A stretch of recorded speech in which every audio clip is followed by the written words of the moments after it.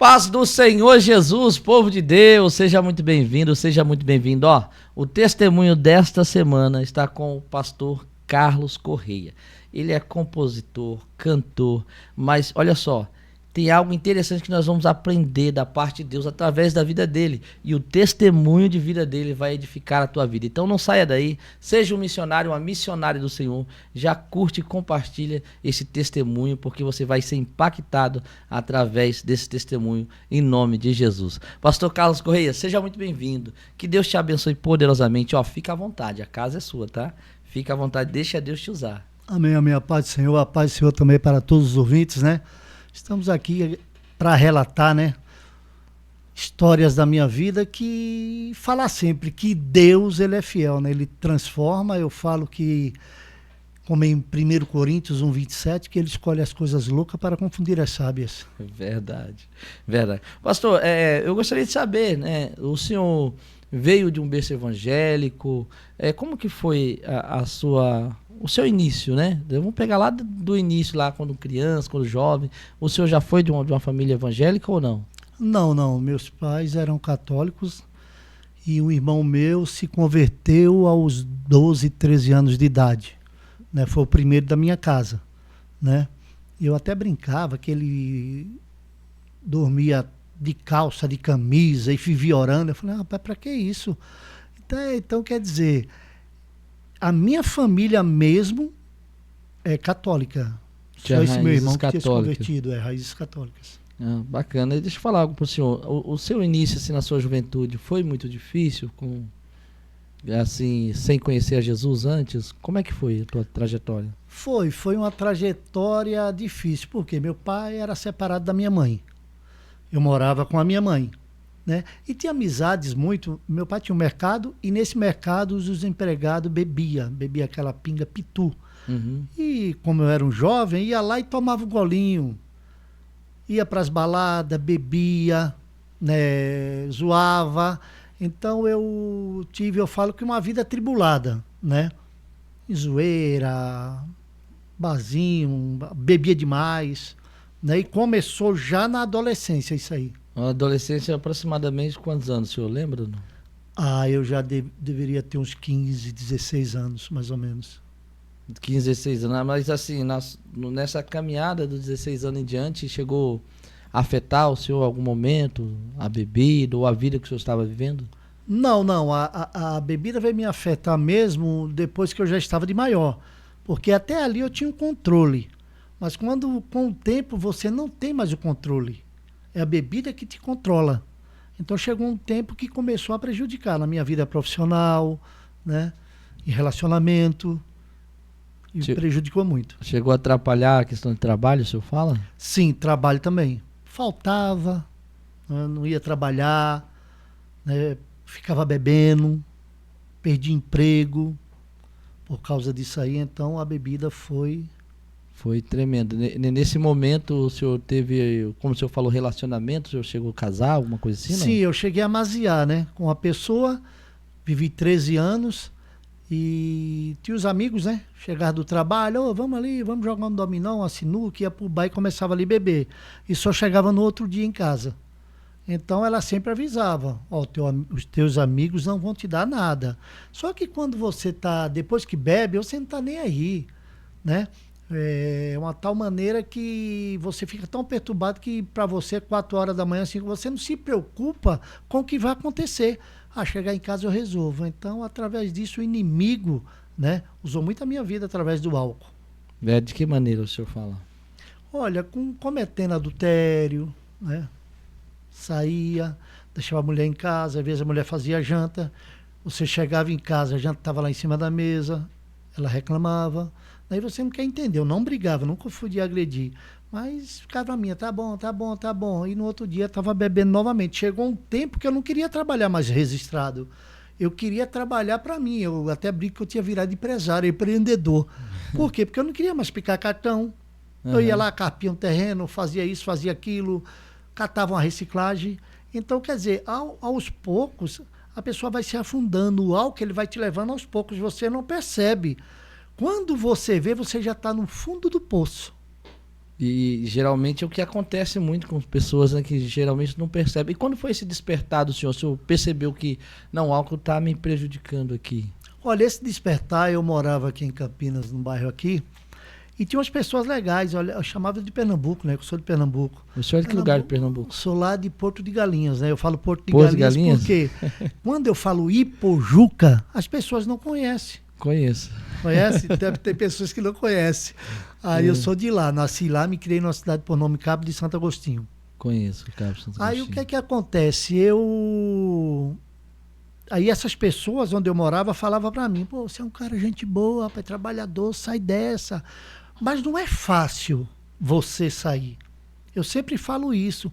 É difícil, é um vício. Tem muita gente que critica, aponta o dedo, a pessoa tá pedindo no semáforo para beber. Ah, não, isso aí não tem mais jeito, isso aí não sei o que lá. É um vício difícil. Eu não cheguei a pedir, graças a Deus, que eu trabalhava. Mas eu vou falar, e fumava também. Sim. Tinha um vício do cigarro. Então, não é assim do dia para a noite para você deixar, porque ele te domina. E como foi pro senhor sair dessa? Olha, no dia 18 de dezembro de 2006, né? Aí eu dei um basta, né? Aí eu falei, eu não quero mais beber, eu não quero, eu não vou. Aí o colega meu falou, não, eu te ajudo, tal. Aí fiz um tratamento, né? Quis parar mesmo. Ele me ajudou. Aí eu fiz um tratamento de 8 meses. 8 meses, não querendo beber. Ficou internado em clínica? Eu cheguei assim, aí, sim, cheguei. Aí eu cheguei a internar, porque eu quis. Eu digo, para mim, isso é o caminho, isso é a melhor. Tem muita gente que tem vergonha de falar, mas o que te faz bem não é vergonhoso. Verdade. É vergonhoso que me fazia mal. Aí fiquei 8 meses, né? E eu via pessoas que chegavam com 15 dias embora. Eu via outras pessoas falando, não vejo a hora de sair daqui. Isso aqui não é lugar não. E você, eu digo não. Aí vinha a vontade de beber e de fumar, eu ia no Oleiro, que é uma casa que eles tinham, eu começava a orar. E essa palavra que eu falei que Deus escolheu as coisas loucas para confundir as sábias, foi o primeiro versículo que eu vi. Eu pensei, eu não entendia nada de Bíblia. Uhum. Eu falei, Deus escolhe doido. Aí Deus começou a falar no meu coração, eu comecei a ler a Bíblia, a história de Saulo, Paulo. Aí fui aprendendo ali e orava. E eu via muita gente saindo e o inimigo falava, vai lá, sai também. E eu não me segurei. Foi a partir dessa clínica que o senhor começou a ter conhecimento da palavra de Deus? Sim, dia 18 de dezembro de 2006. Aí o senhor começou a se firmar na palavra? Sim. Conta para nós como é que foi esse tratamento seu, não pela questão da clínica, mas a forma que Deus tratou com o senhor lá dentro. Olha, eu senti o diferencial, por quê? Porque a vida da gente começa a mudar. É outra mudança. E é uma luta da carne e o espírito, né? Para você vencer aquela batalha. Então eu coloquei uma coisa, um desafio, outra coisa. Quando eu senti no coração o chamado de Deus. E eu sempre colocava, não, eu quero ficar. Para o senhor foi muito difícil assim? Foi. No começo, até 1 ano, vinha vontade de fumar. De beber não, mas de fumar vinha. Vinha. Eu ia levar os alunos no posto de saúde, eu cheguei a ser obreiro, depois fui monitor, tomava conta dos alunos. O senhor já tinha saído da clínica? Não, estava lá. Lá tava dentro lá. Aí com 2 meses. Quando eu estava com 1 semana lá, um mês, eu acho, 1 mês. Eles me chamaram para ir no monte. Aí eu falei... O senhor sabia o que era monte? Eu vi eles comentando, mas eu nunca tinha ido, né? E vamos. Aí eu falei, mas o pastor autorizou? Se ele autorizar, aí pediram. O senhor foi? Né? Aí foi quando eu vi um dos primeiros milagres, que eu nunca tinha visto. Conta para nós a sua experiência no monte. Eu estava orando, era um eucalipto, né? Inclusive tem um amigo meu, estava junto, Marcelo. E eu comecei a orar, e eles orando, e eu fui acompanhando, orando, né? E eu abri o olho. Não, essa foi a segunda vez, aliás. A primeira vez eu fui com o pastor, agora tô lembrando, faz anos, né? Tá. E o primeiro que eu vi foi os matos acenderem, eu nunca tinha visto. Acendeu tudo. O mato acendeu? Acendeu, começou a pegar fogo ali. Eu falei, Deus, que negócio é esse? O senhor nunca tinha visto Não. isso? Como é que foi para o senhor ver aquilo? Foi impactante, porque eu digo, rapaz, como é que pode acontecer isso aí? E eu fiquei muito alegre. E eu peguei, inclusive, um pouco e levei lá para um rapaz que não acreditava. Acendeu em que sentido? Para quem está nos ouvindo, em que sentido acendeu? Como a luz? Como a luz, um fogo mesmo. Como É? um fogo é uma coisa, um fogo que não queima, né? E é lindo demais. E levei um pouco na mão, coloquei dentro do saco plástico e levei para um amigo por nome de Leandro. E ele estava deitado Ele lá. estava lá na clínica. Estava deitado. E eu peguei e falei, ó, você duvida que acende? E eu fui naquela fé. Eu levei na mão, comecei a orar. Quando eu abri a mão, acendeu tudo. Ele começou a chorar. E essa do milagre foi a segunda vez. Como e que também foi? na segunda o pastor autorizou. Aí o pastor não foi. Foi eu e os monitores, né, para passar para o teste de obreiro, que depois iria ser obreiro. E eu estava orando e eu abri o olho. Quando eu abri o olho, eu vi um monte de anjo, como se fosse anjo, com as espadas bem grandes na altura do peito. E a roupa dele, o avental, brilhava como se fosse neve na roupa. Meu E bem Deus. barbudo, uma barba branca como de neve. E umas asas fechadas assim na altura, e eles bem alto. E a espada vinha até aqui em cima dele assim, o cabo, na altura do peito. E fazia aquele funil, ia funilando, e no final uma luz. Só que para mim ver isso, a primeira vez que eu vi, eu fechei o olho, eu digo, não, tô vendo, é coisa da minha cabeça. O senhor viu, os anjos tinham que altura, assim, era muito alto? Era alto. Homens altos. Muito mais alto que eu. Devia ter, acho que mais de 2 metros. Mais de 2 metros. Era bem altos mesmo. A primeira vez que o senhor olhou, o senhor não acreditou? Não acreditei, eu fechei o olho. Eu falei, não, acho que é coisa da minha mente, porque eu tô aqui dentro. Aí eu abri o olho, vi de novo. Aí tinha um irmão que estava comigo. Eu falei, Deus, se for do Senhor, que alguém tenha visto também, não só eu. E tinha um irmão, o Marcelo, aí eu peguei e falei para ele, ô irmão, ele perguntou para mim, o irmão viu alguma coisa no monte? Eu falei, aí eu contei. Quando eu contei, ele falou, eu também vi. Eu pensei que era só eu que tinha visto. Então, quer dizer, eu vi e Deus confirmando, olha, não é da tua mente não, sou eu que estou te mostrando. Então, foi muito impactante. E assim, no momento que o senhor viu o anjo lá, o senhor falou que fechou os olhos e abriu de novo, para ter certeza. Para ter certeza. E aconteceu mais algum mistério, senhor, essas idas pro monte? Olha, aconteceu de acender, né? Uma vez nós estávamos chegando para orar, o inimigo começou a jogar pedaço de madeira, ficava caindo lá dentro, jogando coisa pra gente não orar. Aí eu via uns bem pequenininho, não sei se é gnome que eles falam, tudo escurinho mesmo. Eles eram bem rápidos, eu até brincava com os meninos, eu falava, o The Flash tá aqui, E eles ficavam atrás do pé de árvore, correndo de um lado pro outro, assim, nos pés de eucalipto. E a gente querendo orar e começava a jogar, tipo como se alguém em cima da árvore jogasse pedra, pedaço de madeira, fazia um barulho querendo muito atrapalhar alto. aquele momento. Atrapalhar aquele momento. E como é que foi pro senhor essa experiência?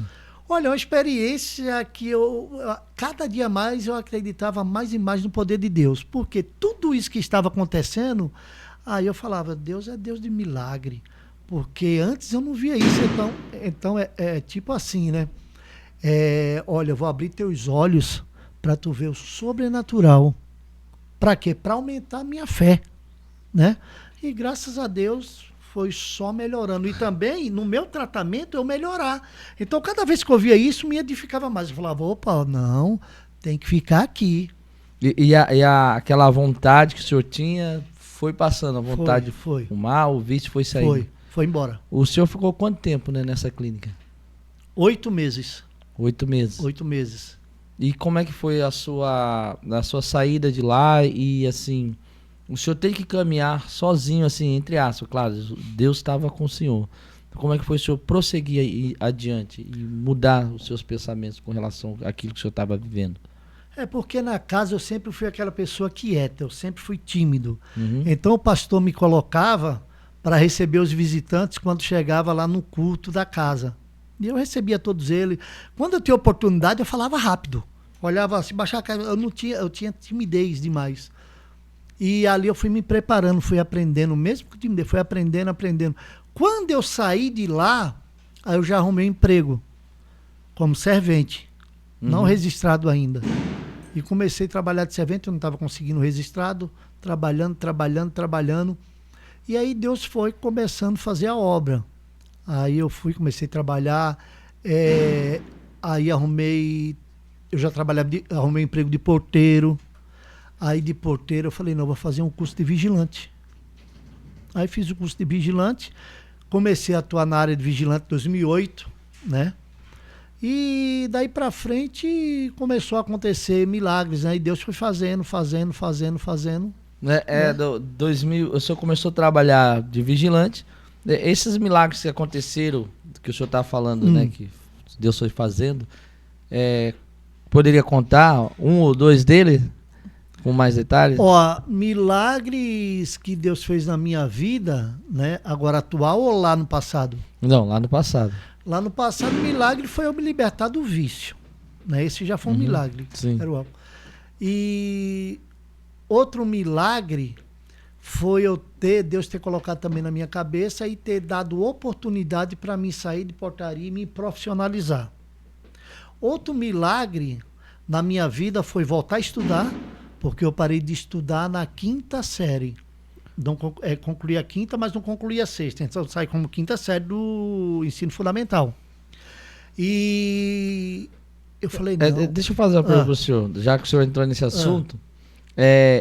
O senhor me falou que se formou, não foi? Sim. Né, na faculdade. O senhor se formou em quê? Ciências contábeis. Ciência Bacharel, contábil.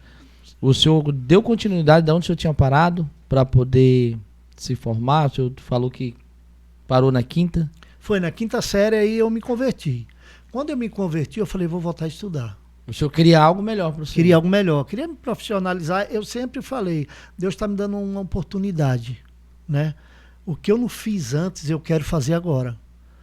Aí eu voltei a estudar no supletivo. Eu trabalhava à noite e estudava de dia. E até com sono. Por isso que eu digo, tudo tem que ter esforço. Aí comecei, fiz o supletivo, concluí o fundamental. Quando eu estava no ensino médio, aí eu falei, vou fazer o Enem. E tem muitas pessoas negativas. Você tá louco, rapaz? Tem gente Ninguém que acreditou se que o senhor seria capaz de passar no Enem. Não. Tem pessoas que se preparam, faz cursinho. Você vai fazer Enem? Eu fiz, para honra e glória do Senhor, e passei. Passou. E com a nota eu entrei na faculdade, não precisei fazer vestibular. Sim. E concluí 4 anos o curso de Ciências Contábeis. Né? Eu sou bacharel em Ciências Contábeis, para honra e glória do Senhor. E como foi para o senhor, um crente na faculdade? Olha, você vê coisas que é diferente. Eu sempre ali na minha e pregava sempre, falava do amor de Cristo para as pessoas. E cheguei a contar meu testemunho para alguns lá, né? Para algumas pessoas, né? Que era meio zoeira, que eles contava para ele, ó, Jesus me libertou, Jesus te ama. Tinha uns que usavam droga. Mas eles gostavam de me escutar assim. Assim, um crente estar na faculdade para falar do amor de Deus é muito difícil, né? Em que sentido o senhor fala? Olha, porque tem muita gente... Foi em 2013, mais ou menos, que eu comecei lá. Então tinha muita molecada nova e poucas pessoas da minha idade. A maioria era jovem, então não estão nem aí para nada, é zoeira, eu vou sair, beber, né, alguns. Mas é complicado para você falar. Eu gostava por quê? Porque é um desafio, né? Porque quem conhece já conhece. Você tem que pregar para aqueles que não conhecem. Sim. O senhor falou que lá atrás o senhor teve um relacionamento. Desse relacionamento lá atrás, o senhor teve algum filho lá atrás? Eu tenho um filho que mora lá no Rio de Janeiro. Que quando minha mãe faleceu no Nordeste, eu não quis mais ficar no Nordeste. Aí eu vim embora, morei em São Paulo, de São Paulo eu fui pro Rio. Só que essa minha ex-mulher, né, ela já é falecida, ela tinha o vício do álcool, né, o vício do álcool, e também tinha espíritos, né, espíritos imundos que é tanto que ela bebia 12 litros de aguardente e não ficava bêbada. 12 litros? 2 litros, virando 2 assim, ou 12? 2, virando 2. assim, bebendo na mão.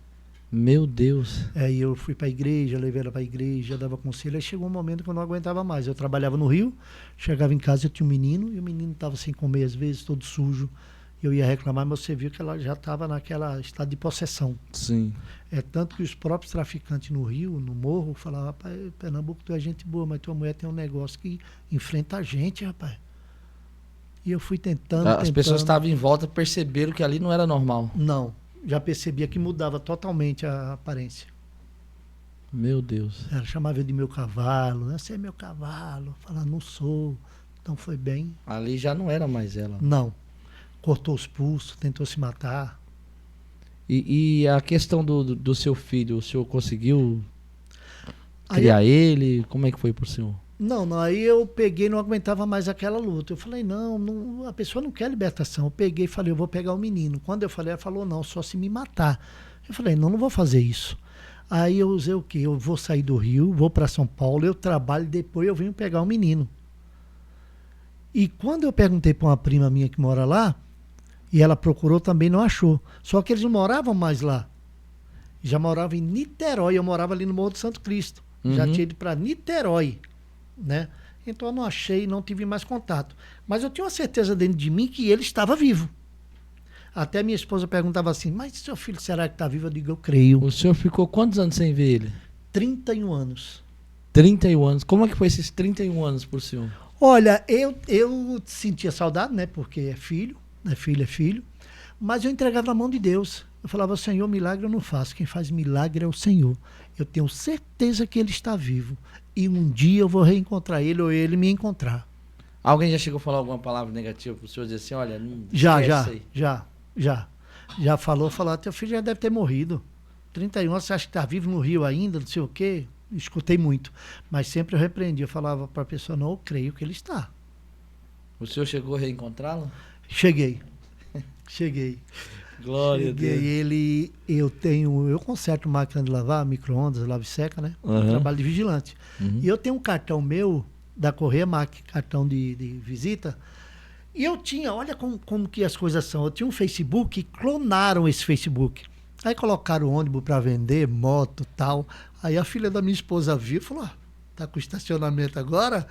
E eu não tava vendendo. Aí uma pessoa ligou para mim, eu falei, é golpe, não vai e tal. Aí fiz um BO e fechei aquele Facebook. Só que ele descobriu esse Facebook meu e mandava mensagem. Só que como eu já tinha... Através desse Facebook foi clonado. Foi, aí ele tinha o meu cartão, ele ia lá. Aí ele descobriu outro Facebook, porque na verdade ele me descobriu por causa de um cartão da empresa. Ele foi num detetive, o detetive falou, a única coisa que tem, tal. Aí encontrou, por esse cartão me encontrou. Me encontrou e... O senhor conseguiu falar com ele? Consegui, eu estava na minha casa, era mais ou menos, acho que umas 21 horas mais ou menos. E o telefone tocou, o celular. Aí eu vi 21, Rio de Janeiro, né? Aí na hora eu já vi, eu falei, quer ver? Eu nem pensei em golpe, parece que o contato já falei, até falei, né? Falei, quer ver que é meu filho? Pensei assim, eu falei, do Rio essa hora. Aí a pessoa ligou e tudo bem, tal. É o senhor, tal, falou meu nome completo. E eu falei, sim. O senhor tem alguém no Rio de Janeiro? Eu falei, tenho. Tenho primos e tenho um filho que eu não vejo há 31 anos. Como é o nome dele? Ele fez esse suspense todo. É a namorada dele falando namorada comigo. dele. Eu falei, Paulo Ricardo dos Santos Correia. Mas o senhor não tem contato com ele? Eu falei, não. Onde ele nasceu? Eu falei, Paraty, Rio de Janeiro. Aí ela começou a conversar, falou, só um minuto, eu posso fazer uma chamada de vídeo pro senhor? Eu falei, pode. Aí quando ela fez a chamada de vídeo, ela já apresentou ele. Ô pai, sou eu. Foi aquela alegria. E como foi pro senhor? Ele mandou a certidão para mim de nascimento e foi. Aí não deu, acho que um mês, um dele pegou férias, ele já veio aqui. Deu um mês? Um mês mais ou menos, não deu. Aí veio aqui, aí nos conhecemos, peguei na rodoviária, aí conversamos bastante, contei. Ele falou para mim, olha pai, a mãe nunca falou mal do senhor. Ela ficou até com meus documentos para eu não vir embora, a mãe dele. Eu falei, documento, eu tiro outro. E ele falou, nunca falou. Toda vez que eu ia jogar bola no morro, ela falava, seja igual ao seu pai, seja um homem. E o seu documento era guardado numa pastinha, ninguém mexia nessa pastinha, só ela. Deus é fiel. Aí como é que foi pro senhor reencontrar o filho? Olha, é mais um milagre, né? É mais um milagre na minha vida. E eu falo para as pessoas, não desanima. Tem gente que qualquer lutinha, qualquer prova já quer jogar tudo pro alto. Hoje mesmo eu falo à igreja qualquer coisinha, o pastor falou isso para mim, o irmão falou aquilo, o irmão pisou no meu dedinho. E às vezes a pessoa está desanimada, mesmo dentro da igreja, que eu não consigo, Deus está falando e não vai acontecer, não vai. Pensa negativo. Eu acho assim, se Deus falou, ele vai cumprir. Com certeza. É só esperar. Porque se você desanimar, o inimigo começa a colocar seta, é o caso do meu filho. Eu sempre tive na minha cabeça, um dia eu encontro ele. Se for da vontade do Senhor. Eu falava, porque milagres é com o Senhor e não comigo. Aí depois dessa história que se passou, o senhor viveu mais um milagre atual? Milagre atual? Olha, atual, depois desse milagre, foi... Antes desse milagre, a minha esposa teve um AVC. Um AVC? Um AVC. Como que foi isso? Isquêmico. Eu estava em Montemor com ela, mas isso foi antes de eu encontrar meu filho. Uhum. E estava assando uma carne, meu irmão, né? E eu fui chamar ela para comer um pedaço de carne. Quando eu fui chamar, ela levantou e já caiu no chão. E já começou a falar meio enrolado. Eu levei ela no hospital. Chegou lá, o médico já deu a injeção errada. Não sei como não matou ela. E... Injeção errada? Injeção errada. Ele falou que era problema de pressão. Eu falei, ela tá mancando, ela tá puxando da perna. E no Mário Gatti que o médico falou, não, era uma vitamina, uma coisa assim, não era para ele ter... Vitamina B12. Não era para ele ter dado isso, o problema dela é um AVC. Aí ela ficou puxando da perna e do braço, né? Eu falava para Deus, Senhor... Ela ficou com sequela? Ficou, aí depois sumiu. Ela ia fazer a fisioterapia, falou, meu amor, não vou mais não. Toda vez que eu venho aqui, a Deus fala que a minha pressão tá alta, que eu vou ficar assim, e ela orando e eu também orava. Eu falava, o senhor é médico dos médicos, e hoje ela não tem sequela nenhuma, para honra e glória do Senhor. Glória a Deus. O senhor havia falado para mim um pouquinho antes que o senhor passou por uma enfermidade, foi isso? Passei. Eu tinha 10 anos de idade, eu perdi os 2 rins. Como assim? Perdi os 2 rins. E na minha família não tem problema de rins, não. Tinha 10 anos. Eu comecei a inchar, bebi água e inchava. Eu comecei a urinar sangue e urinar verde. Aí eu lembro que me internaram no hospital chamado Santa Helena. Lembro até hoje. Lá no Cabo de Santo Agostinho, Hospital Santa Helena. Uhum. Aí internei lá e o médico, porque depois de muito tempo eu pesquisei quando você vê urinar sangue, né? E seu rins não está filtrando mais, você toma água, você incha, é rompimento, não sei se é de algum vaso lá dentro, alguma veia, e é irreversível, segundo a pesquisa que eu fiz. Sim. E eu lembro que o médico falava com meu pai, né? Olha, não é para dar água a ele não, molha o algodão, molha a boca dele, não é para ele beber água. Não poderia beber água de jeito nenhum. Bebesse água, inchava. Na hora inchava. E o senhor passou quanto tempo assim, apesar de o senhor ser jovem, né? O senhor tem ideia de quanto tempo o senhor passou com essa enfermidade? Olha, eu fiquei 28 dias internado. Só que nesse decorrer do tempo, veio um médico, lembro o nome dele até hoje, Dr. Pio Braga. Só que havia uma diferença que depois começou a me chamar a atenção quando eu me converti. O avental dele brilhava mais que o dos outros. Parece que lavaram com água sanitária e tal, ficou mais branco, com água sanitária melhor. E ele falou, não, ele não vai fazer cirurgia a partir de hoje e eu tomo conta dele. E ele começou a me dar um líquido para mim beber. Nesse momento já tinha tirado seus 2 rins ou não? Não tinha tirado ainda. Ele falou, deixa que eu tomo conta dele a partir de hoje, não vou operar ele não. E eu tomava um copo daquela água salobra, sabe? E eu pegava, ele falava para tomar tudo, eu jogava o resto pela janela. Eu falei, é ruim demais e tal. E era soro, né? Uhum. E eu tomava uma injeção de manhã e outra à tarde. Mas eu acho que tudo isso aí, né, foi só para dizer assim para os homens, olha, eu curo, Deus cura. Porque quando o rim chega no estado desse, para quem é médico, eles falam que não tem retorno. Eu já estava inchando, mas fez aquilo para mostrar, para dizer assim para o homem olhar, falou, não, mas será que essa injeção vai curar? Será que essa água vai curar? E para honra e glória do Senhor, não sinto, não tenho mais problema. Isso eu tinha 10 anos, né? Já fazem aí... Não chegou a fazer cirurgia? Não. Não precisou tirar o rins? Não. Normal. Ele ainda brincou comigo quando eu saí lá. Falou, pode comer até pedra. Problema no rins. Mas não. Glória a Deus. Não, deixa eu falar e fazer algo, perguntar algo para o senhor. Deus derramou vários dons sobre a sua vida. Sim. Né? Além dos milagres, além de tudo que aconteceu, né? E um dos dons que me chamou a atenção é que Deus usa o senhor também no louvor, não só para louvar, mas para compor. Como é que foi assim para o senhor ter essa experiência de compor? Foi assim do nada? Como é que aconteceu? Eu morei um tempo no Vida Nova, no ano de 97, né? E eu estava na igreja, eu ia cantar na igreja, né? Que era a igreja da minha atual esposa naquele tempo. Olha como Deus é. Hoje ela é minha atual esposa.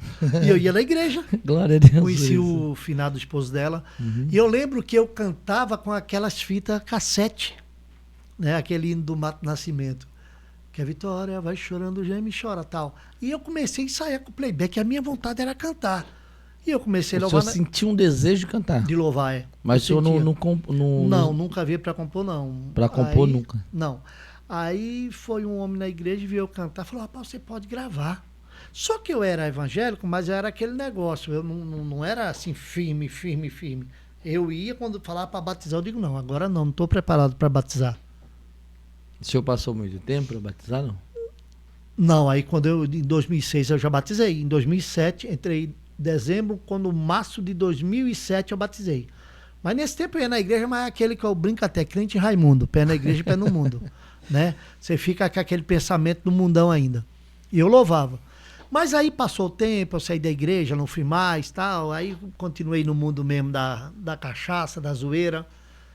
O senhor chegou a voltar para a vida que o senhor vivia antes? Vivia, porque eu não era convertido. Eu era aquele ia na igreja tudo, gostava, mas não tinha força para caminhar, né? Aquela força dizer não. E veio acontecer em 2006 a minha conversão de verdade, né? Por isso que eu falo, a semente fica plantada. Esse tempo que eu ia na igreja, mesmo você não sendo convertido assim, que eu tentava ficar mesmo firme, mas não conseguia. Mesmo assim fica porque eu lembrava dos louvores, eu lembrava das pregações, eu lembrava versículo bíblico, então aquilo está plantado. Eu falo que a semente está plantada. Aí em 2006 ela brotou de uma vez, germinou e brotou. Para o senhor, assim, como é que foi a sua experiência? O senhor tocou num ponto que me chamou a atenção aqui. Quando a pessoa não é firmada, porque acontece muito hoje nas igrejas. Eu sou como, né, dirige igreja para a glória de Deus, né, toma conta de uma igreja. Como foi para o senhor essa experiência de tentar entender a pessoa que está realmente firmada e a que não está? Como é que foi para o senhor? O que o senhor vive hoje, firme na presença de Deus, com o que o senhor vivia antes, não estar firmado. Como é que foi para o senhor assim, essa experiência dessas duas partes? Sem estar firmado e firmada. Olha, eu não tenho igreja, né? Eu sou itinerante, assim, eu sou itinerante. Né? Tenho um projeto para abrir uma. Para a honra e glória do Senhor. Olha, você percebe, sabe por que você percebe? Porque você está na igreja, ali dentro você está. Aí quando é lá fora, as suas atitudes, as suas amizades às vezes, né? Palavras de baixo calão.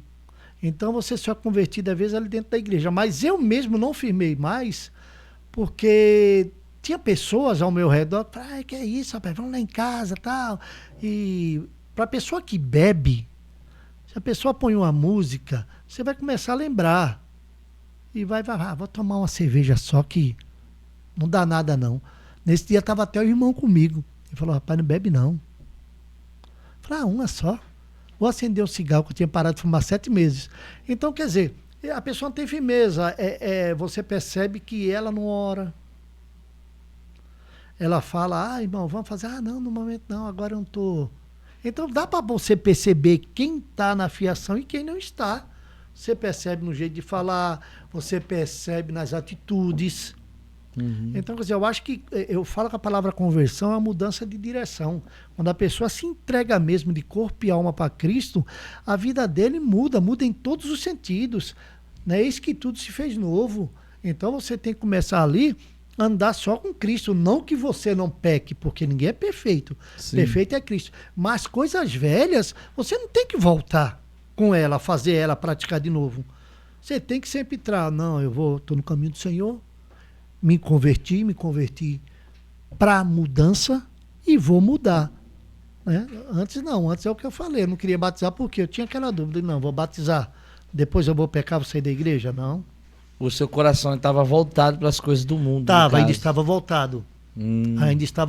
Estava voltado para Deus, mas ao mesmo tempo eu lembrava das coisas passadas, eu sentia saudade, então, quer dizer, eu sentia aquela libertação ainda, né? Sim. Eu lutava, mas é uma batalha que eu falo que eu perdi para ganhar. Porque foi uma experiência. Sim. E tudo que é experiência na nossa vida fica guardado, Sim. né? Então aquele tempo que eu tive na igreja ficou. Para quando eu voltasse em 2006, eu já eu já tive uma experiência e voltei para a honra e glória do Senhor. Para ficar. A glória de Deus. Me conta sobre esse dom que Deus derramou sobre a sua vida. Do Olha, louvor, lá da fita, voltando lá de novo. Aí eu cantava, eu gostava de cantar. Aí depois parou tudo. Aí eu me converti, né? E me converti. Aí um dia eu estava chegando em casa. Aí Deus me deu uma letra, depois no outro dia deu outra. Como assim? Como é que é assim? Eu tento entender, porque assim, pra mim que eu não escrevo nada, não tenho dom, né, de louvar. Mas como é que é isso, assim, essa experiência de Deus dar uma letra? Como é que é isso? É que pra gente poder entender melhor. tem uma letra mesmo minha, que eu sempre gostei de Saulo Paulo, né? E um dia eu sentei, peguei a caneta, aí comecei. Um homem chamado Saulo que perseguia os cristãos. Não tinha piedade e os colocavam na prisão. Mas um certo dia ele foi para uma missão, para pegar um povo santo e colocá-los na prisão. Mas os planos dele não teve sucesso. O Senhor apareceu no momento certo, mudou seu coração, o derrubou no chão e disse: tu agora ensinarás minha missão. Né? Outro que eu escrevi quando encontramos o Senhor, que isso Deus me deu para me lembrar de mim, da minha conversão, né? Essa letra. Quando encontramos o Senhor, o nosso Salvador, a nossa vida se transforma e tem valor, pois na cruz do Calvário, com preço de sangue, nossa dívida pagou. Aí vem Jesus meu Salvador, o teu nome tem valor. E outras que eu fiz. Então, quer dizer, eu começo a escrever. Eu pego a caneta e vou escrevendo. O senhor sente uma inspiração divina? É como se estivesse abrindo a sua mente pro louvor, é isso? Pro louvor, porque se eu for fazer agora, eu não faço. Quando vem, eu pego a caneta e começo a escrever. E sai assim, tudo encaixadinho? Sai. sai tudo. Mas para compor, assim, tem que conhecer a história ou não? Não, não, a gente lê a Bíblia, né? Para saber a história do personagem, mas quando vem, que nem veio essa do Saulo, pronto, essa que eu falei, quando encontramos o Senhor, veio para mim. Na hora que eu estava escrevendo, o Espírito Santo falou: é para você. O senhor começou a trazer o que o senhor viveu. O que eu vivi. Porque eu falo assim: quando encontramos o Senhor, o nosso Salvador, a nossa vida se transforma e tem valor. Pois na cruz do Calvário, com preço de sangue, nossa dívida pagou. Ele curou nossos pecados e vai. Interessante. E o senhor já tem CDs gravados? Quantos o senhor já gravou? Olha, eu tenho que eu gravei na Ed Records, né? Foi 8 louvores. Aí gravei esses dias ali no Jambeiro, né? Foi um videoclipe. Ali no Jambeiro, no casarão do Jambeiro, um casarão antigo do tempo dos escravos. Que fala assim: pode o mundo se acabar, quem quiser me abandonar. Esse trabalho foi feito pela... Não, aí foi pelo Lucas Amorim, né? Estação TV. E ele já fez para mim 2 clipes, né? Que é o Não Adianta Ter Camaro, Land Rover ou Avião, ter fama no mundo inteiro, ser dono de uma mansão. E o Sinta a Mão de Deus. E agora mais esse aí. O senhor tem algum trabalho novo? Tenho. Tem um trabalho novo que é o louvor Não Estou Nem Aí. Não estou nem aí? Como assim? Olha, às vezes a gente estamos aí com problema, né? Nós estamos, né, com problema. E às vezes queremos lutar contra aquele problema para tentar vencer. Às vezes é uma cura, né? Às vezes é uma porta de emprego. E a pessoa se desespera, chega a ponto de tirar até a própria vida, né? E quando você está na presença do Senhor, tem muitos crentes que ele fala: eu estou com depressão, tal. Você tem que aprender que a tua vida é guiada por Deus. Sim. É Ele que guia. Se a porta está fechada, Ele abre. Verdade. Se Ele quer curar, Ele cura. O importante é estar servindo a ele, não se preocupar com o dia de amanhã pertence a ele. Aí esse louvor ele fala, pode o mundo se acabar, quem quiser me abandonar, que eu não estou nem aí. Pode as trevas me envolver, todo o céu escurecer, que eu não estou nem aí. Glória a Deus. Pode o mar se agitar, o meu barco naufragar, que eu não estou nem aí. Eu sirvo a um Deus tremendo, ao seu lado vou vivendo, sei que nunca vou cair. E vai. Ô, pastor, deixa eu falar algo para o senhor. Eu conheço a região ali de Porto de Galinhas, de Pojuca. Já passou na sua cabeça hoje, o senhor estando hoje, às vezes meditando na sua casa, o senhor sair do Nordeste, passar pelo que o senhor passou, estar vivendo o que está vivendo hoje, o senhor se imaginou, por alguém, nem que seja assim, idealizou alguma coisa assim, olha, o que eu estou vivendo hoje eu queria para a minha vida? Não. Nunca imaginei assim, ser um cristão firme, porque você quando está no mundo, o mundo te dá oportunidade para tudo, né? Eu nunca imaginei, apesar que, esqueci de contar, meu irmão, quando se converteu com 12 anos, ele tinha um programa evangélico em Ponte dos Carvalho. Programa Evangélico Boas Novas. Ponte dos Carvalho. Boas Novas. E ele ganhava muito LPs e CDs da gravadora Bom Pastor. E ele colocava e eu escutava. Eu lembro até hoje, e eu escutava e gravava na minha mente os hinos, aquele O amor é tudo, do Zé de Paula, feliz é quem ama. Esse hino eu gravei ele todinho, eu sem ser manhã. Eu gostava, eu escutava e eu ficava prestando atenção na letra. Esse eu gravei. Tinha também, eu escutava o Zé Armando Filho, que ele é de lá do Cabo. Então, quer dizer, acho que naquele tempo Deus já estava plantando a semente. Então, quer dizer, mas pensar que eu pensava assim, eu vou morrer logo. Era o meu pensamento, porque na vida que vive, né? E na bebida, na zoeira. Então veio aquele pensamento. Jamais, eu pensava assim, de me converter, só que eu não tinha força para me converter. Então eu falava, se eu continuar do jeito que está, vou morrer. Eu ia para aqueles amarais, eu via aquele santo com o braço aberto, eu falava, você não vai me pegar não, agora não. Eu falava. Então, quer dizer, mas para dizer que hoje, onde eu estou, para a honra e glória do Senhor, eu não esperava estar não. Eu tinha fé de um dia poder sair da situação. Mas para mim, eu achava impossível. Foi através de uma pessoa que não é cristã, que chegou para mim e falou, rapaz, eu vou te levar. Vamos comigo, eu te levo. Quer dizer, me levou para o tratamento e para a honra e glória do Senhor, eu quis, porque eu falo sempre para as pessoas, Deus tem plano na vida de fulano, na vida de Betrano e não sei o que lá tal. Deus tem plano na vida de todo mundo. A Bíblia fala que ele não se alegra na morte do ímpio. Deus quer todo mundo salvo, mas aí vai depender de mim. Porque a própria Bíblia fala, vinde a mim, todo vós cansado, oprimido e sobrecarregado, e eu vos aliviarei. Ele fala, vinde. Então a minha atitude foi o quê? Dar o primeiro passo. Eu falei, Senhor, eu estou fazendo minha parte, agora me ajuda.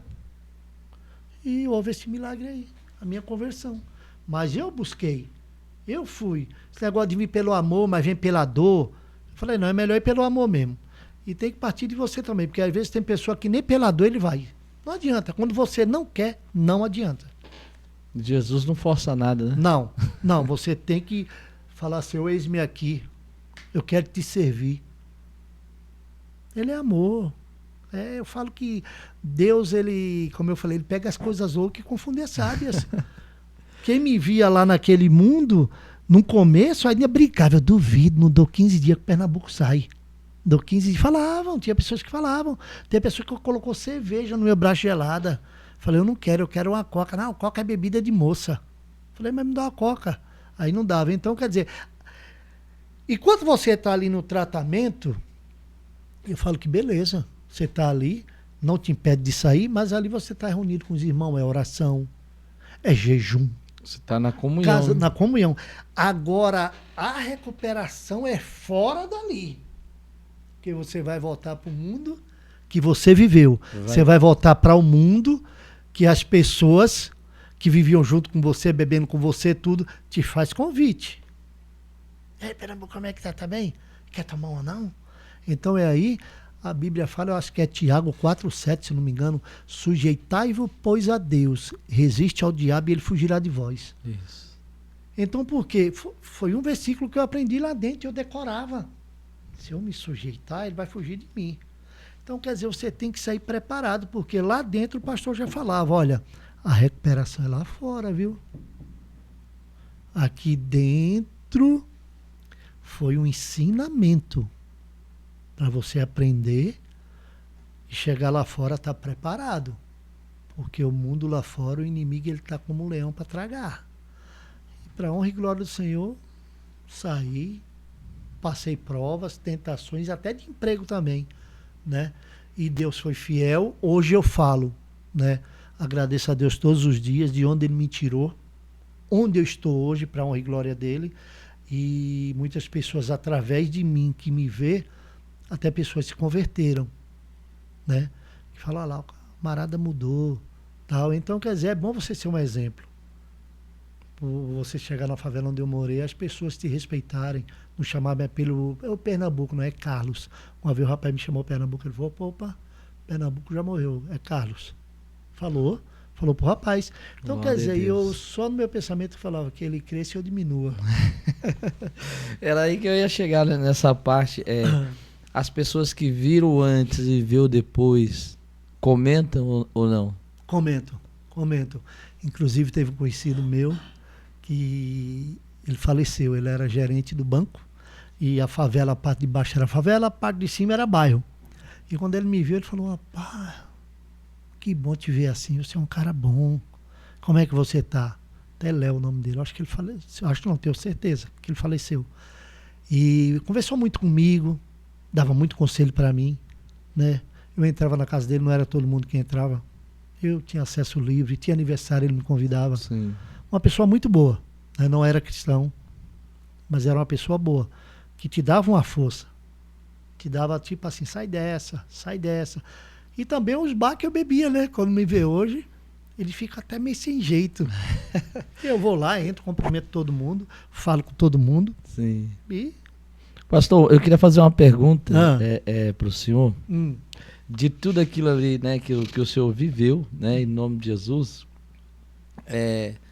trazendo lá de trás, o senhor veio do Nordeste, conseguiu se formar para a glória de Deus e está na maneira que o senhor está hoje. De que maneira, assim, o senhor poderia aconselhar alguém? Olha, alguma pessoa que está no mundo que eu vivi, primeira coisa, o primeiro conselho que eu dou para ele, tenha ânimo, tenha fé, vá, procure uma igreja, procure uma casa de recuperação, porque eu falo sempre assim, ninguém nasce bebendo, ninguém nasce fumando. Vá lá, busque a melhora, porque uma alma é preciosa para Deus. E tem muita gente que fala, eu não consigo, não consegue. Você consegue, tenha fé. Eu falo para as pessoas que estão na rua também, vai depender de você, você tem que buscar, né? Eu falo, você tem que fugir da aparência do mal. Lugar que te faz mal, saia de lá. Procure se envolver com outras pessoas que não têm vício, que vai te aconselhar, como me aconselhavam, né? Tomar e vai iniciativa. saindo, tomar iniciativa, dá o primeiro passo. Eu falo, ó, dá o primeiro passo e entrega para Deus. Senhor, a partir de hoje eu estou dando o primeiro passo. Agora eu quero que o Senhor me molde, que o Senhor me transforme. Eu quero ser uma nova pessoa. Glória. E Ele vai fazer. Ô, pastor, o senhor mencionou que o senhor trabalhou com escolta armada. Trabalhei. É isso? O senhor passou por algum momento assim, de livramento, de morte até? Ou teve alguma situação que o senhor passou perigo ali? Passei. Inclusive, eu nunca falei isso na empresa. Eu estava indo para Campo do Goytacazes, né? Nós pegamos um caminhão em Jundiaí e estava levando para Campo do Goytacazes, no Rio. E de Campo do Goytacazes ia para Vitória, né? Para a fábrica de veículos, se eu não me engano, da Fiat, os produtos. E fomos lá, escoltamos o caminhão, parei no posto de gasolina para abastecer. Tava eu e um outro rapaz da congregação. E veio um senhor, lembro até hoje, ele tinha um problema no olho cego, e uma roupa social bem surrada mesmo, pessoa bem humilde mesmo. Aí veio de lá, veio até onde eu estava, olhou para mim e falou assim, que ele fala, o carioca fala diferente, né? Uhum. Olha, eu ia consertar o pneu lá no outro posto, mas Deus mandou vir aqui para te dar um recado. Eu falei, amém. Ele falou, olha, sabe por que o irmão não foi sequestrado? E não passou ainda por assalto? Porque toda vez que o irmão entra dentro desse carro, o irmão pede a proteção de Deus. E eu toda vez orava. Eu falei, amém, irmão. Amém. Ele falou para mim, receba, viu? Deus te deu grande livramento. Passou. Aí uma semana... O senhor ficou sem entender nada. Sem entender, porque ele veio falar para mim e tal. Eu entendi assim, que Deus está me guardando pelas orações. Mas não um mistério, né? Mas não um mistério. Aí passou uma semana, eu fui convidado para pregar numa igreja do Parque Uziel, aqui no Uziel. Aí preguei, aí a pastora veio com dinheiro para me dar da gasolina. Como eu moro perto, eu falei, não, pastora, muito obrigado. Mas que é isso, pastor? Todo mundo pega. Eu falei, não estou desfazendo. Eu moro aqui do lado, não gastei nem gasolina direito. Pega esse dinheiro e compra alguma coisa para a igreja. Aí ela falou, amém. O que eu quero é uma oração. A senhora ora? Aí começou a orar por mim. Ora, ela não entendia nada e Deus começou a mostrar o mistério para ela. Ela falou, pastor, eu vejo uns 600 quilômetros e o senhor atrás de um caminhão, né? E 3 carros, um preto, parece um prato e um branco, uma coisa assim, um cinza e um branco. E eles iam te pegar, mas Deus cegou eles. Aí eu falei, aí veio na hora, aí eu falei, amém, amém. Ela falou, não entendo nada de quilômetro. Quando eu fui fazer a conta de Campo do Goitacazes, dá mais ou menos isso, quase 600. E foi antes de Campo do Goitacazes, foi antes de entregar a carga. Ela falou, dá uns 500 e pouco, 600. Ela falou, aí depois que eu saí de lá, eu falei para ela, contei a revelação que eu tinha recebido lá no posto. Então eu juntei... Deus deu livramento. Deu livramento. Porque eu fui juntando a distância que ela falou e o carro atrás de mim, e Deus cegar eles, Deus cegou, eles iam pegar. Meu Deus. Então, quer dizer, são milagres que eu falo sempre, para que abandonou esse Cristo? Deus aí não tem como abandonar, não. Ô, pastor, deixa eu falar algo. Nesse segmento, acontece muitas pessoas tirar a própria vida, não? Sim, eu tenho um amigo que ele tirou. Ele ia na minha casa. Inclusive, eu estava um tempo sem ir na igreja. Sabe quando você quer ficar em casa? Não estava pregando nada. Ele falou, sai da caverna, Elias. Ele brincava comigo. E começou na minha casa. Ele era cristão, não? Cristão. Só que entrava, saía, pregava e tudo. E aconteceu um fato com ele, né? E depois desse fato que ele cometeu, né, para se livrar de um assalto, ele entrou em depressão, né? E entrou em depressão e eu cheguei a encontrar ele, né? Não, porque não sei o que lá e tal coisa. E ele estava bebendo e usando droga. Eu falei, rapaz, para com isso, rapaz, você é uma pessoa boa. Ele gostava muito de mim.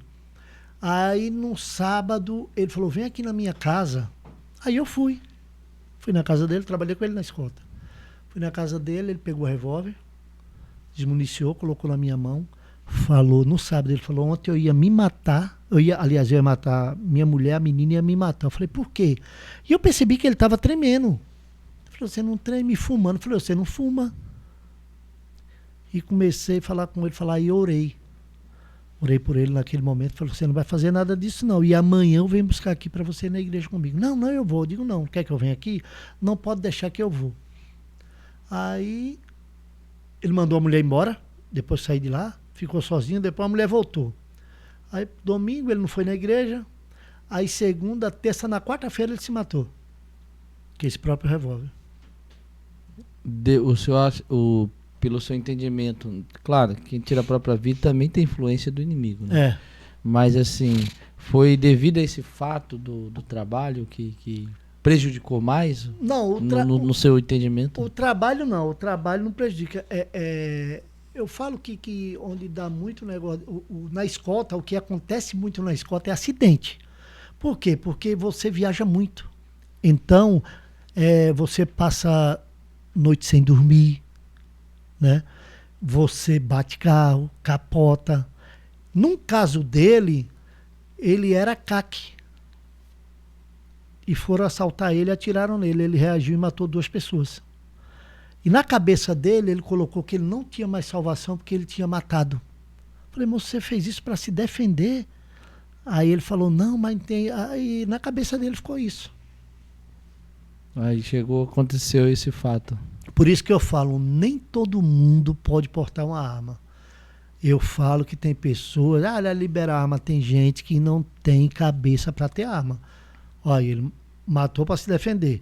Mas aquilo ficou na cabeça dele que ele tirou a vida. A arma está na mão dele. O que é que ele fez? Se matou depois de muito tempo.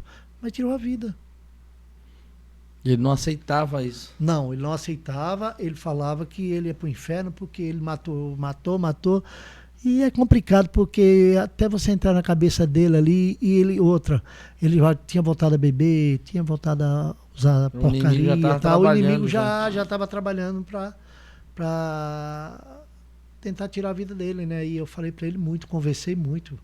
Eu falei, vamos lá para casa, tal, mas é complicado. E pro senhor, como é que foi? Que o senhor era tão próximo dele assim, como é que foi pro senhor? Eu senti muito a morte dele, porque no mesmo dia eu estava no trabalho, eu estava lá em escolta, né?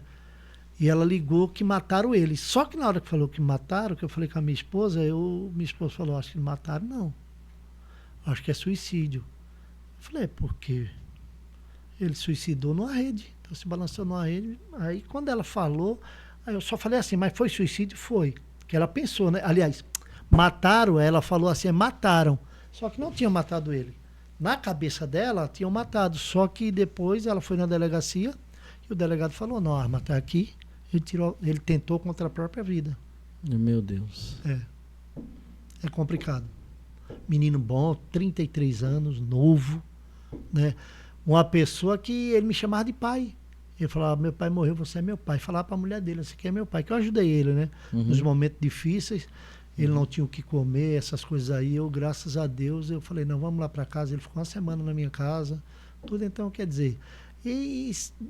dá um baque porque é uma pessoa nova, uma pessoa que pregava, uma pessoa que tinha, né, um dom de Deus, mas não firmava, como eu falo, era aquela pessoa que estava um dia na igreja, outro dia tá, então... Não é porque é crente que não está sujeito à tentação, né?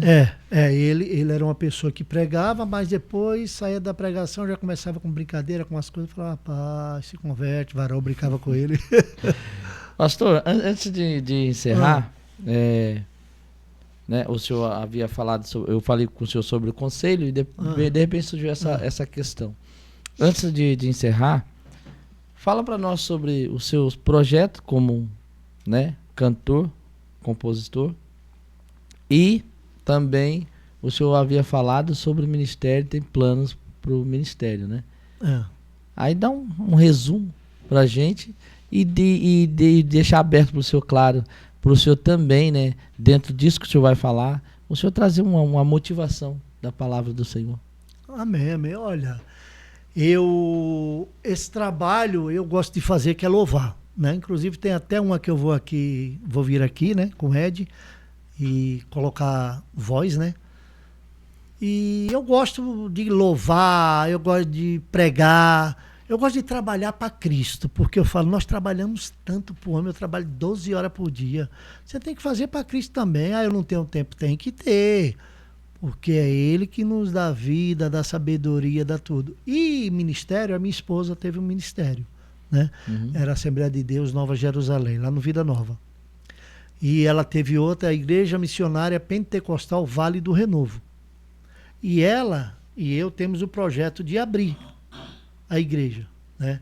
Abrir, começar a fazer a obra, porque tem que fazer a obra. E também eu penso em fazer depois projetos sociais, que eu gosto. Eu gosto muito de projetos sociais. O que eu aprendi, ensinar as pessoas. Glória né? a Deus por isso. Porque eu acho que tem que ter amor. Hoje o mundo, o amor esfriou. Hoje não tem mais aquele amor, às vezes, nem dentro da igreja, para um irmão ajudar o outro.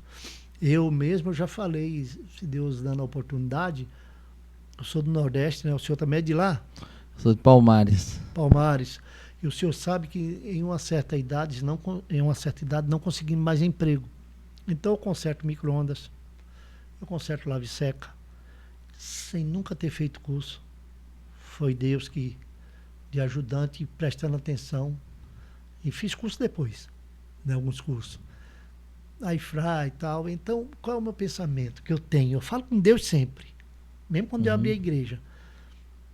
Falei, Senhor, se eu aposentar, for voltar para o Nordeste, eu tenho esse projeto, mas é o Senhor, não sou eu. Eu não faço nada sem a sua direção. Porque no Nordeste a pessoa completou os 40 anos de idade, mais ou menos, para cima, não arruma mais emprego, e às vezes a pessoa não sabe fazer nada. Ok, já imaginou esse pai de família dentro de casa, o filho levanta e fala, pai, vai comprar pão? E o pai não tem um centavo, olhar e falar assim, o pai vai ver se arruma.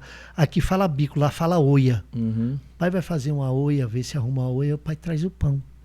Aí a pessoa sai de casa, não arruma nada, aí encontra um outro que está na mesma situação, fala, já que não arrumamos nada, vamos sentar aqui e tomar uma pinga. Aí a pessoa entra no álcool, chega em casa embriagada, para esquecer os problemas, vai dormir, e a vida dessa pessoa vai ficando cada vez mais perturbada, porque o inimigo quer o quê? Eu vou te viciar, se vicia no álcool. Então qual é o meu projeto? Que eu tenho, isso é meu. É um dia ir lá e pegar essas pessoas e ensinar o que eu aprendi. Glória a Deus. Para se ele trocar uma eletrobomba de uma máquina, ele tem um dinheiro para comprar lá, fala a fuba dele, comprar um ovo, comprar um pacote de bolacha para o filho dele. E quanto que é? Eu digo, nada. Eu estou aqui para ensinar, para vocês aprenderem. Quem quiser, porque ninguém é forçado a nada. Porque eu acho muito ruim o nosso Nordeste, né, hoje mesmo, até foi em 2022 lá, você vê só a molecada trabalhando. Tem alguns adultos, tem, mas é o QI, quem indica, senão você não consegue. Agora imagina a cabeça de um pai de família que tem 3, 4, 5 filhos, 2, sei lá, não tem um dinheiro para comprar uma bolacha para dar o Não café tem da manhã. oportunidade, o senhor fala. E não tem oportunidade, não sabe nada, só sabe trabalhar de servente. Quando não tem a vaga de servente, ele vai fazer o quê? E se você ensina alguma coisa a mais, ele fala, opa, a minha bomba, isso, aconteceu isso na máquina, tal. Ele vai lá e faz, cobra um dinheiro e já leva alguma coisa para casa. Então, dentro desse projeto, eu creio que Deus vai te abençoar poderosamente. Amém, em amém. nome de Jesus. Amém. Porque quando vem para fazer algo bom, principalmente voltado para ensinamento e obra, relacionada à obra de Deus, Deus vai enviar meios para que aconteça, em nome de Jesus. Amém. E você, meu irmão, que ficou até o final, em nome de Jesus, que testemunho maravilhoso da parte do pastor. Deixa eu falar algo para você aqui. Já está aqui na descrição o contato do pastor. Quer convidar ele para louvar, para apresentar esse novo trabalho, esse novo projeto? Tá aqui o contato dele, tem as redes sociais dele também, tá? Vai lá, convida, tá? Em nome de Jesus, porque eu creio que ele vai ser canal de bênção aí na tua igreja também, em nome de Jesus. Pastor Carlos, muito obrigado. Amém, obrigado por ter aceitado esse convite. Obrigado, tá? Que Deus te abençoe poderosamente, que os seus projetos, Deus venha derramar bênção e graça sobre a tua vida, em nome de Jesus. Amém, amém, pastor. Deus abençoe também o senhor, família, abençoe aqui o estúdio da Ed Record, né? Isso, Ed Record. E que esse programa venha cada vez dar mais frutos, né? Porque o testemunho, ele é muito impactante, né? Tem pessoas que se convertem através de um testemunho. Tem pessoas que vivem a mesma vida que eu vivi, né, e quer mudar. Então que Deus venha te abençoar cada vez mais nesse programa, né, nesse podcast, aliás, que venha alcançar almas e almas e almas. Deus abençoe a tua vida, a tua família e a tua igreja. Amém, obrigado. Amém. Então é isso, irmão. Já seja missionário, Senhor, curte, compartilha e deixa Deus te usar. E até o próximo Pode Testemunho Ed Record, que Deus te abençoe, em nome de Jesus. Quer gravar, vem pra cá pra Ed Record, tá? Em nome de Jesus. Pastor, Deus abençoe. Amém, Deus abençoe.